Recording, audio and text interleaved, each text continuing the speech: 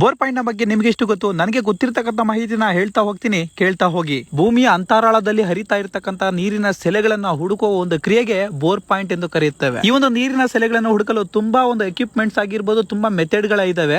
ಉದಾಹರಣೆಗೆ ಟೆಂಗಿನಕಾಯಿ ಆಗಿರ್ಬೋದು, ಎಲ್ರಾಡ್ ಆಗಿರ್ಬೋದು, ಪೆಂಡುಲಮ್ ಆಗಿರ್ಬೋದು, ಜಿಯೋಲಜಿಸ್ಟ್ ಗಳಾಗಿರ್ಬೋದು, ತುಂಬಾ ಎಕ್ವಿಪ್ಮೆಂಟ್ಸ್ ಕೂಡ ಇದಾವೆ ಈ ಒಂದು ಬೋರ್ ಪಾಯಿಂಟ್ ನ ಮಾಡ್ಲಿಕ್ಕೆ. ಇಷ್ಟೆಲ್ಲ ಎಕ್ವಿಪ್ಮೆಂಟ್ಸ್, ಇಷ್ಟೆಲ್ಲ ಸಾಧನಗಳು, ಇಷ್ಟೆಲ್ಲ ಟೆಕ್ನಾಲಜಿ ಮುಂದುವರಿದಿದೆ. ಆದ್ರೆ 100% ನಿಜವಾಗ್ಲೂ ಗ್ಯಾರಂಟಿ ಕೊಡಕ್ಕಾಗತ್ತಾ ಇವರು ಬೋರ್ ಪಾಯಿಂಟ್ ಅಲ್ಲಿ ಅಂತಂದ್ರೆ, ನನ್ನ ಅನುಭವದ ಪ್ರಕಾರ 100% ರಿಸಲ್ಟ್ ಕೊಡೋದಕ್ಕೆ ಆಗೋದಿಲ್ಲ. ಏನಕ್ಕಪ್ಪ ಅಂತಂದ್ರೆ, ನಾವು ಎಷ್ಟೇ ಟೆಕ್ನಾಲಜಿ ಮುಂದುವರೆದ್ರು, ಎಂತ ಸಾಧನಗಳೇ ಇಟ್ಕೊಂಡ್ರು ಕೂಡ ಈ ಒಂದು ಪ್ರಕೃತಿಯ ಮುಂದೆ ಎಲ್ಲಾನು ಅಡಿನೇ ಅಂತ ಹೇಳಕ್ ಇಷ್ಟಪಡ್ತೀನಿ. ಹಾಗಂತೇಳಿ ಈ ತೆಂಗಿನಕಾಯಿ ಮಿಷಿನ್ಗಳು, ಎಲ್ರಾಡ್ಗಳು, ಪೆಂಡುಲಮ್ಗಳು ಯಾವ ಕೆಲಸ ಮಾಡಲ್ಲ ಅಂತಲ್ಲ, ಕೆಲಸ ಮಾಡುತ್ತವೆ. ಆದಷ್ಟು ರಿಸಲ್ಟ್ ಕೊಡೋಕ್ಕೆ ಟ್ರೈ ಮಾಡ್ತಾರೆ ಎಲ್ಲರೂ, ಆದರೂ ಕೂಡ ಫೇಲ್ ಆಗೋ ಚಾನ್ಸಸ್ ತುಂಬಾನೇ ಇರ್ತವೆ.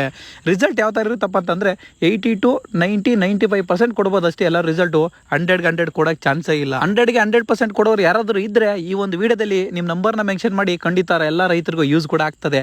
ನಾನು ಕೂಡ ಬೋರ್ ಪಾಯಿಂಟ್ಸ್ ಮಾಡ್ತಾ ಇದ್ದೀನಿ. ನನ್ನ ಅನುಭವದ ಪ್ರಕಾರ ನಾನು 90% ರಿಸಲ್ಟ್ ಕೊಡ್ತಾ ಇದ್ದೀನಿ.